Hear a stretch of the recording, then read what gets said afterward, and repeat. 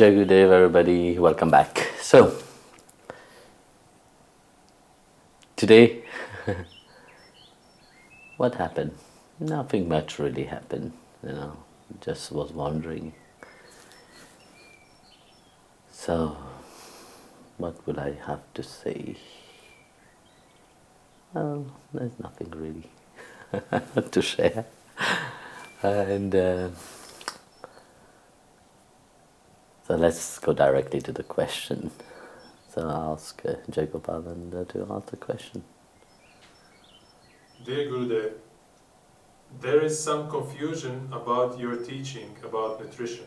About what? Nutrition, Nutrition. yes. Huh. Some say your devotees should be vegans, while others say it's enough to be vegetarian, and you allow the consumption of milk and cheese from happy cows. Can you please clarify this? Yes, actually, you see, being a Vaishnava, firstly, we are normally vegetarian.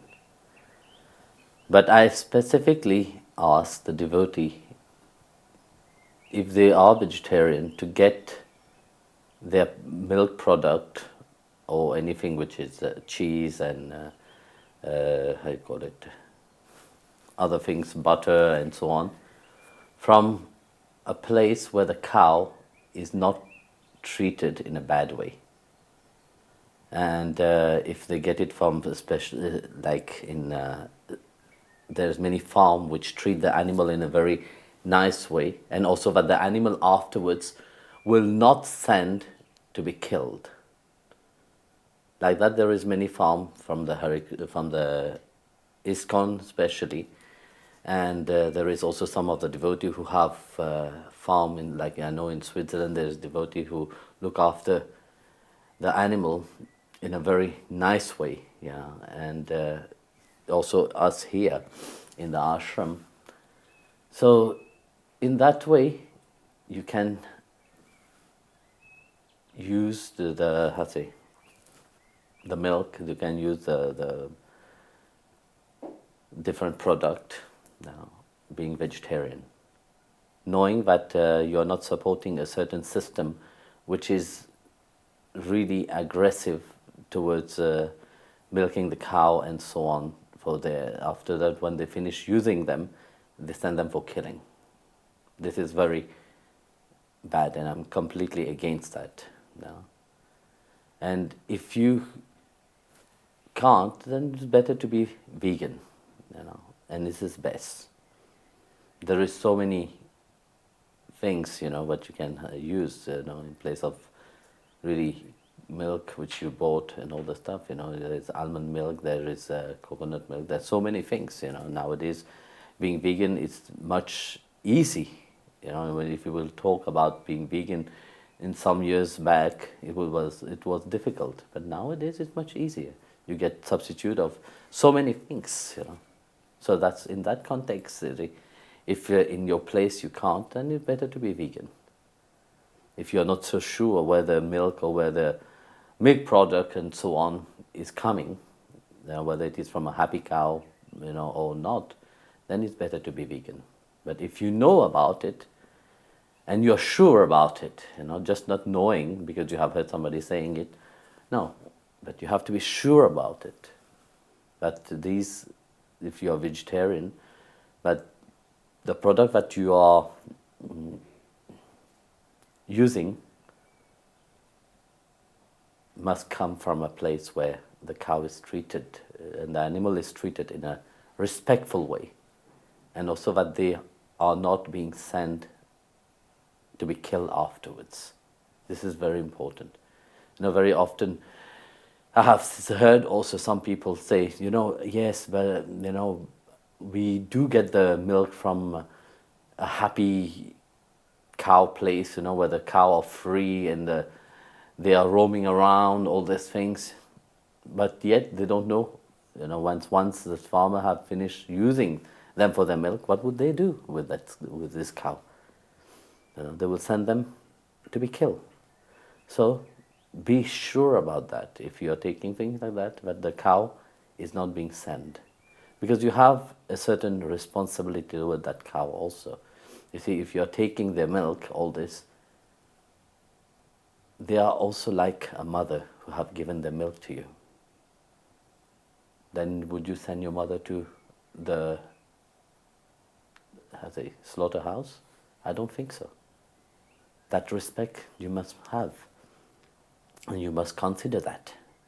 If you're vegetarian, you must consider that what you're taking from her, this milk is also for her child, for her calf.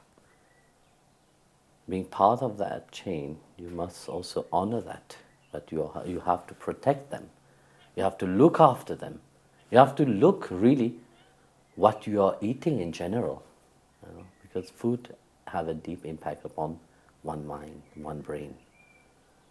So, being vegetarian, be sure about these facts, and also being vegan, it's much easier and more healthier also.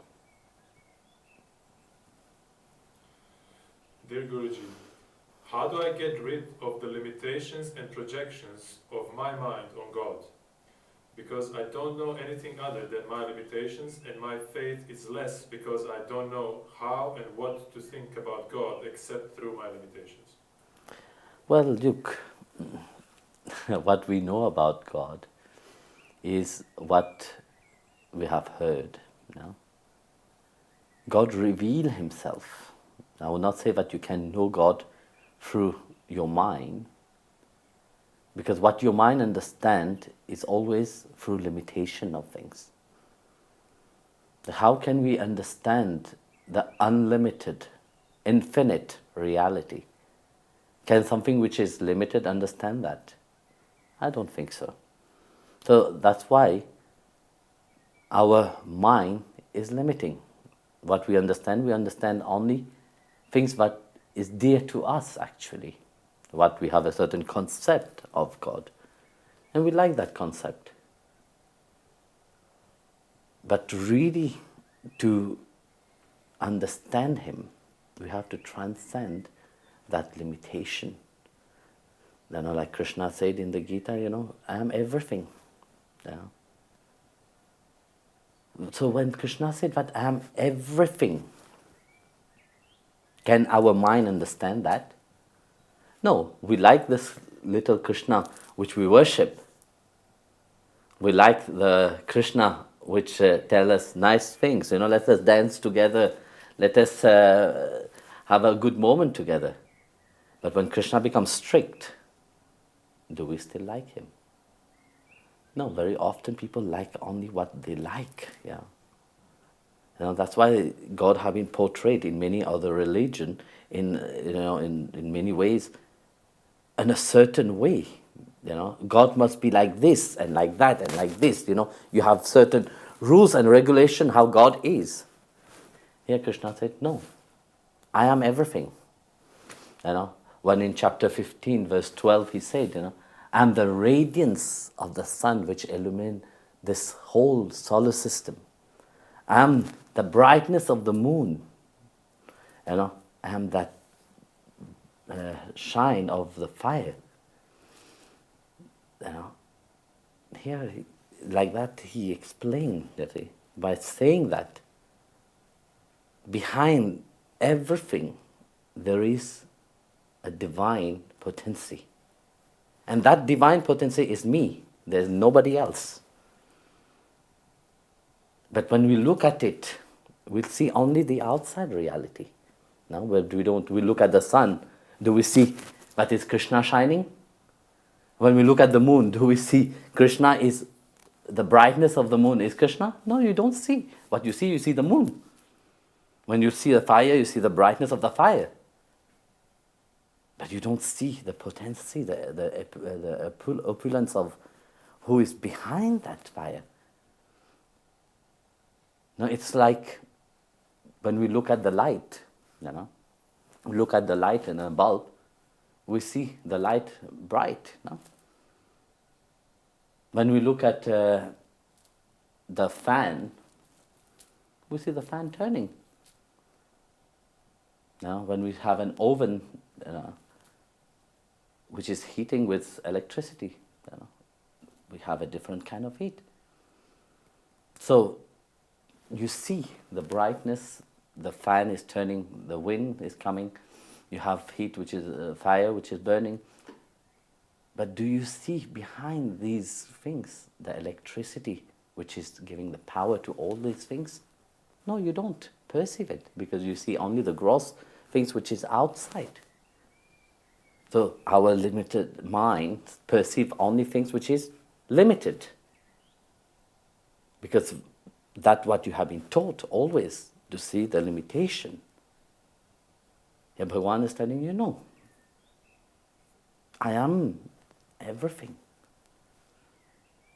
How to transcend that limited mind? You have to feed that mind with the right things. You see, if that mind, which is so much focused on the limitation, it will always delimit. That's why I said that when Bhagavan said, focus your mind upon me. Why do you think he said that? Because he knows that, you see, how you perceive one thing, you perceive it always in a limited way. Even being God, you see, when you say God, who knows him if you don't have a relationship to him? You don't know him. You know a concept of God. You know, how to say, a certain reality of him. You have heard about him. You know, it's so beautiful, all this. But when you start to build a relationship with him, to start feeling, here it's not about thinking, it's about feeling. Thinking is one thing, but when you start feeling, it's another dimension of itself. So when you start feeling, that mind is start to transform. So what happened to the mind? The mind starts to transform into having the same quality of the divine. That's why when you chant the divine name, when your mind is transforming from a limited, you see, because you have been attached to the world, when the mind is always running toward the outside, you have also a certain perspective in a limited way. Your mind is fully attached to the limited, through the senses and through everything else, because this is what your mind run around. So when that mind start to run inward, in place of outward, start to go dive within. So another reality start to reveal itself. So that same mind start to transform. So that mind start to transform and start to reflect certain potency, which is hidden deep within. So that potency, that opulence, which is what Bhagavan Krishna said, is also hidden within yourself. So the self start to shine upon, just the sun, which is illuminating the whole universe. This solar system. It is the light of the sun from how many billion of years distance, but yet the light is illuminating. So like that inner light which is inside of you start to shine. So first what is shine upon the mind itself. So the mind becomes like the moon, which is reflecting the light of the sun, and it starts to shine differently.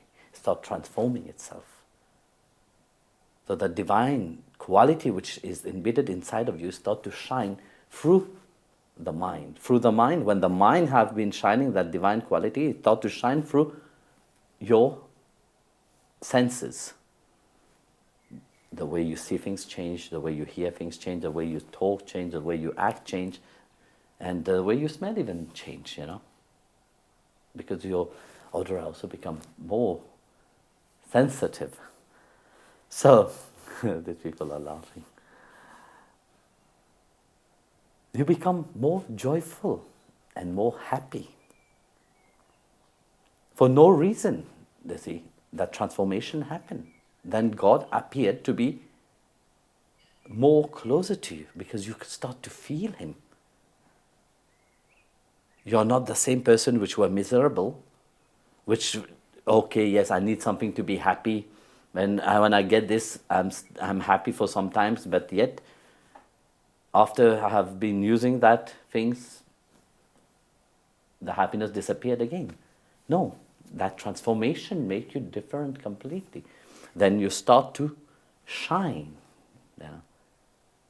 For no reason, there is this happiness inside. And that reason it is for the transformation of the mind itself from a limited way to an unlimited way.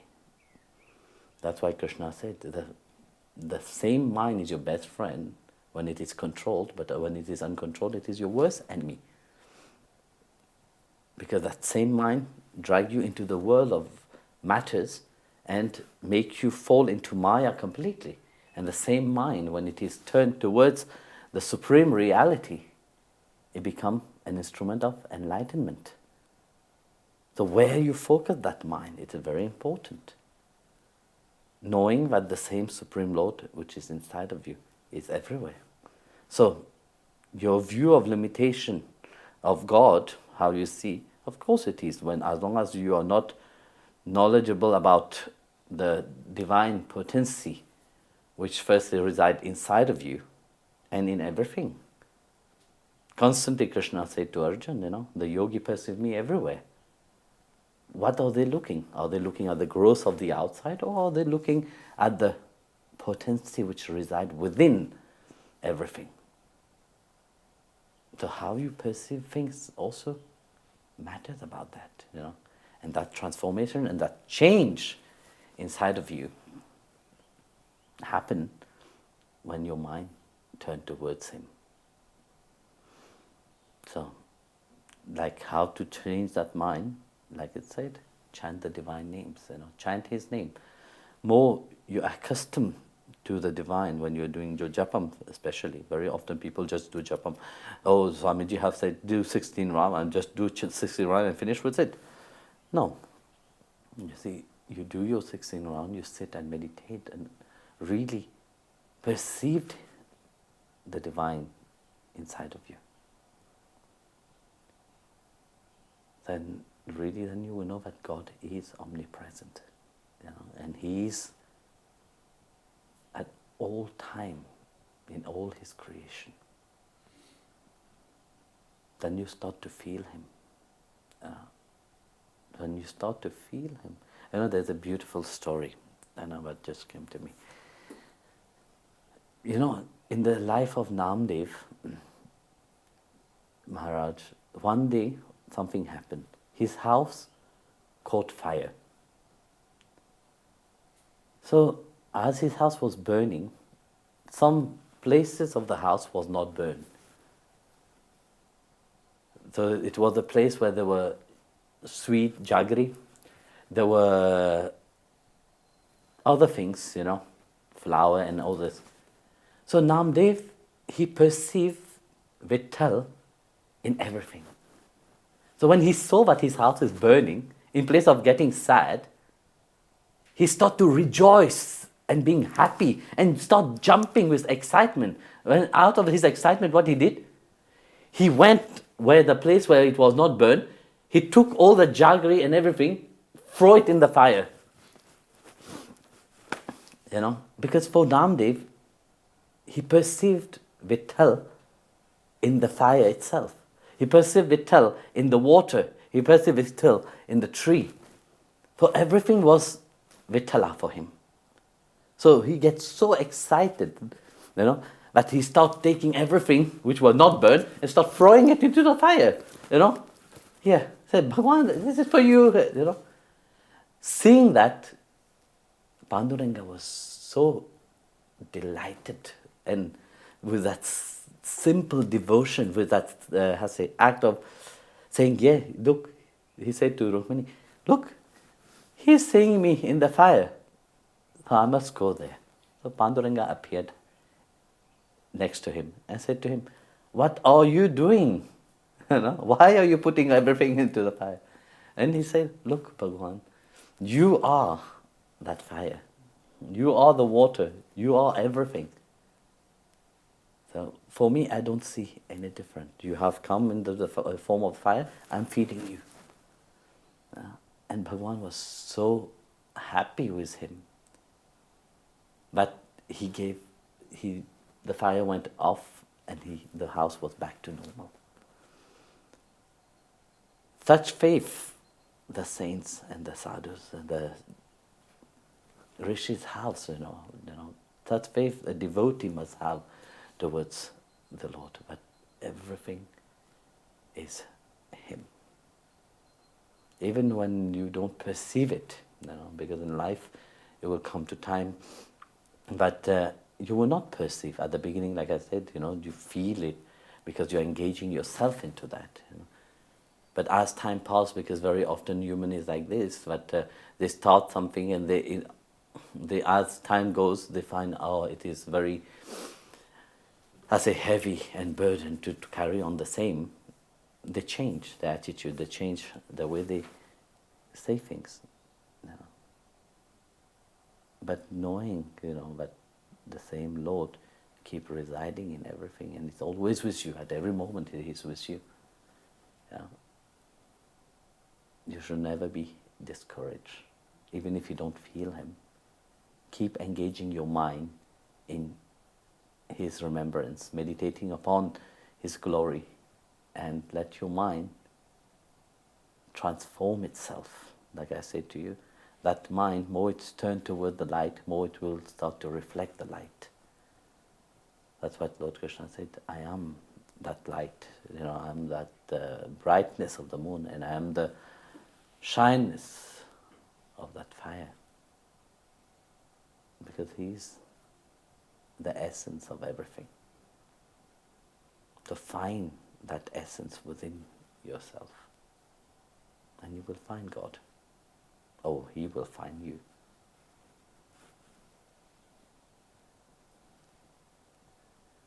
Jai Gurudev Guruji, in the Old Testament, it is written to sacrifice a lamb on Passover. What is the deeper meaning of such a sacrifice, and why was killing of an animal necessary at that time? Actually, yeah. Let's talk about the old ways. Nowadays they're all talking about a new world, and but in ancient time, you see, when the people used to talk about sacrifice, whether it is in the West or in the East, even till today, there is this misconception of what is sacrifice. So, like I said, you have to sacrifice a lamb on Passover, which is not true. You see, Passover, if we analyze it deeply, it is a sacrifice of transformation. It's a sacrifice of your animal quality. You have passed over, you have gone over your old ways and have adapted to the new you. As long as you hold upon your old self, you don't want to transform. You don't want, not to transform, to awake.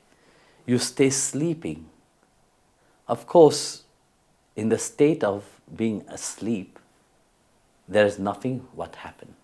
You carry on with life mundanely, one life after another life, then there is nothing happened. So together with that, asleep, there is a certain quality which awake inside of you. And all this laziness, all this drowsy, being, pulling yourself down, these are quality of an animal. You see, when we look and observe the animal in the savannah, for example, what the animal does, the animal don't work like human. What they do, they wake up, they go because they feel hungry, they go for hunting. After they hunt, they eat. What happens? They sleep. Most of the time, an animal life is in the wild is about sleeping.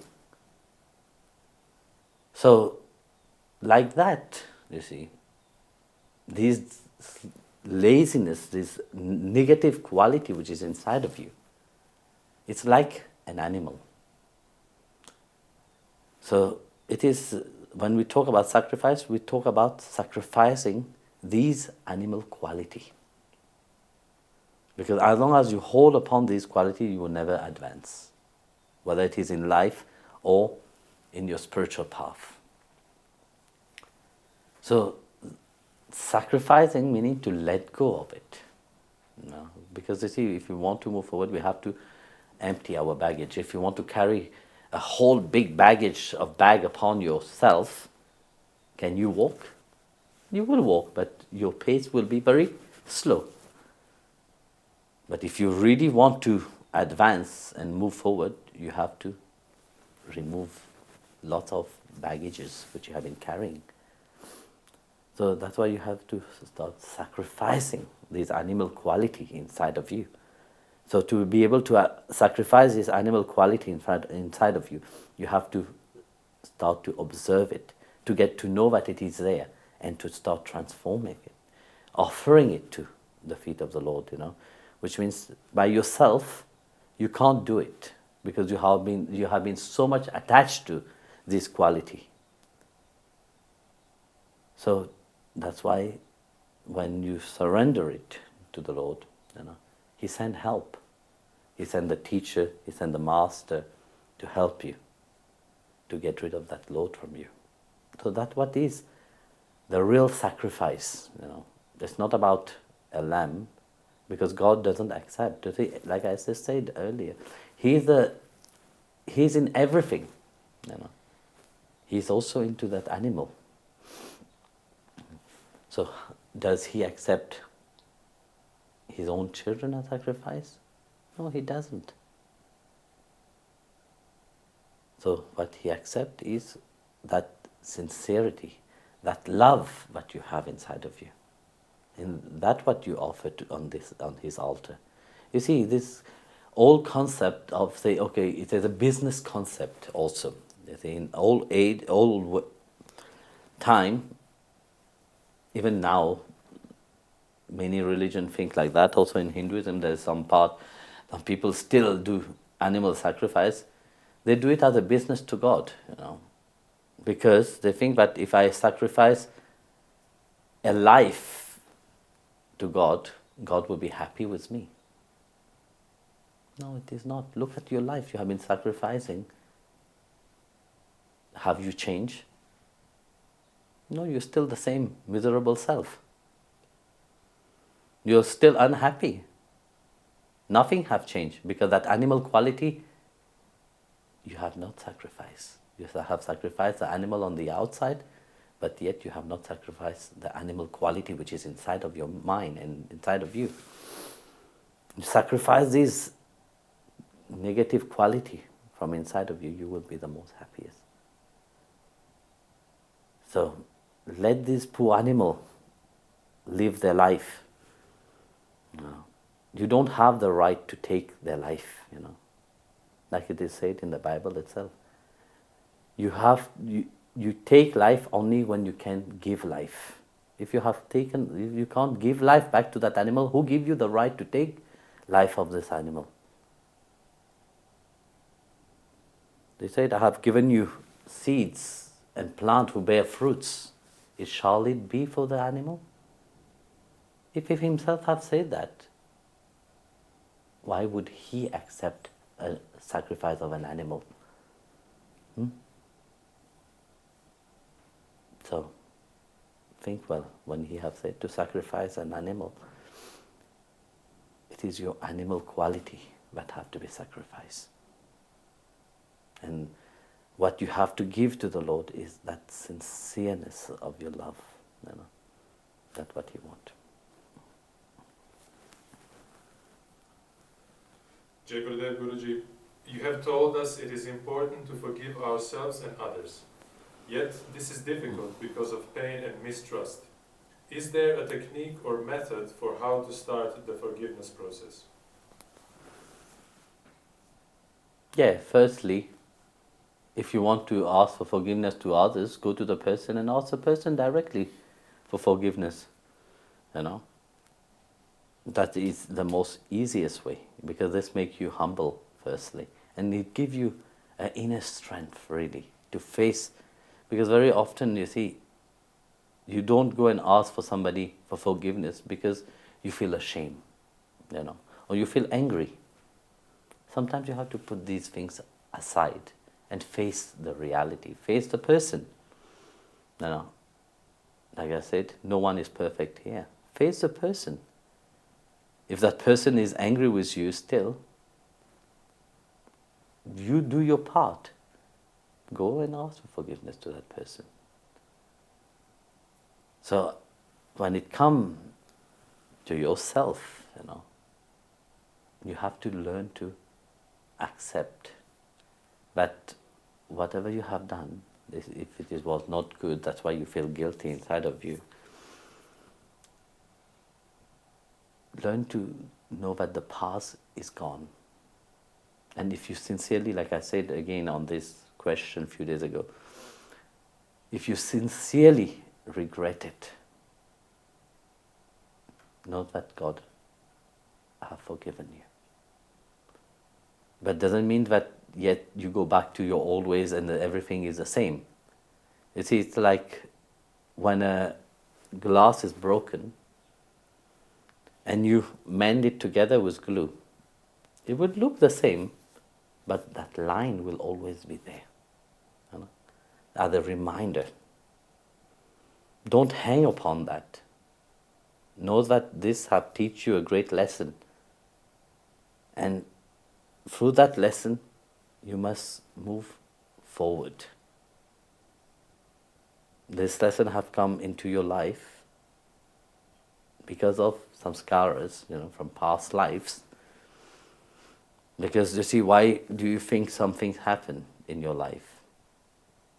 Because there is always a balance that you have to deal with,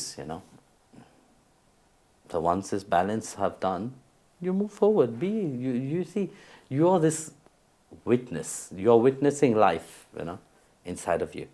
And being a witness, it should not bother you.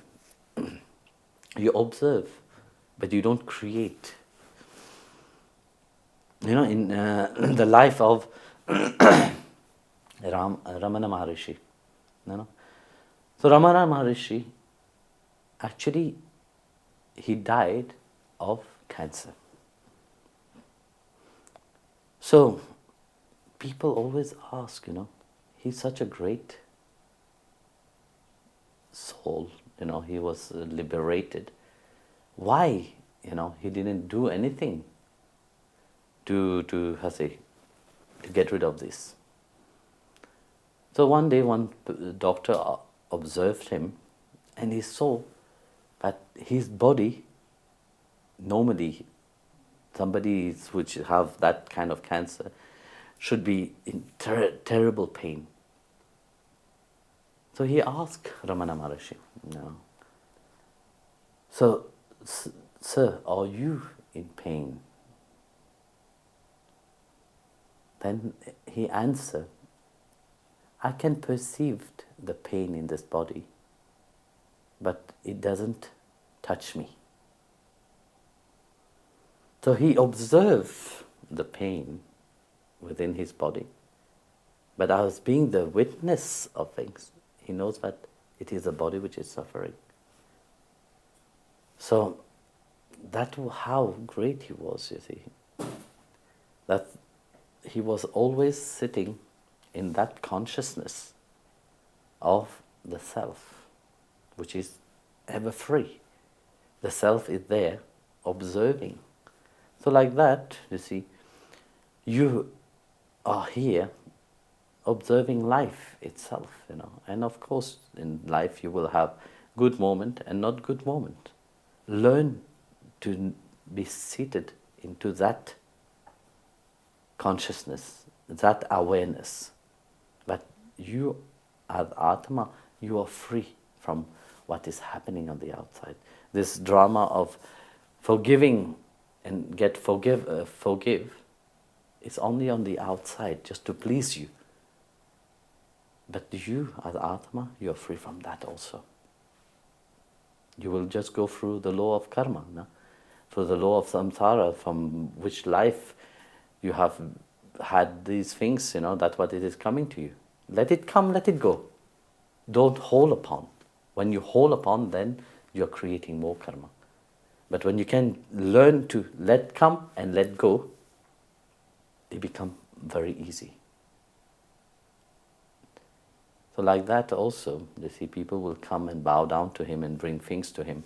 He would never say no to them, because this is what they have to give to him. As I observe, he observes everything. They come, they go.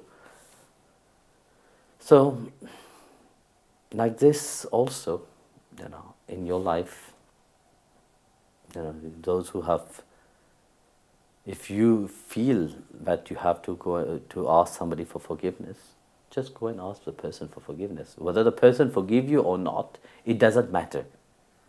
You see, the act of you going and ask for forgiveness, that you have already received the forgiveness. But please don't just go in front of the door, knock at the door and run away, saying, okay, I have done the act to go to the door and I have gone there, whether the person forgive me or not, let me go away.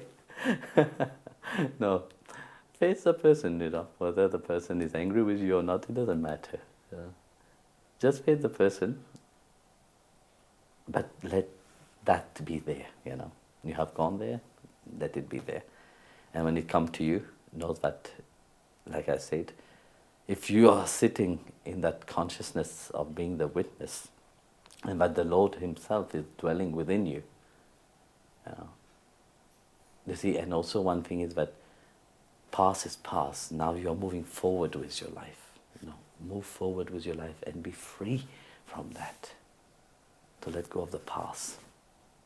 Be now and enjoy that present moment which the Divine have given you, and that opportunity itself, because opportunity doesn't come always. So take that opportunity and move forward with your life. Jai Gurudev.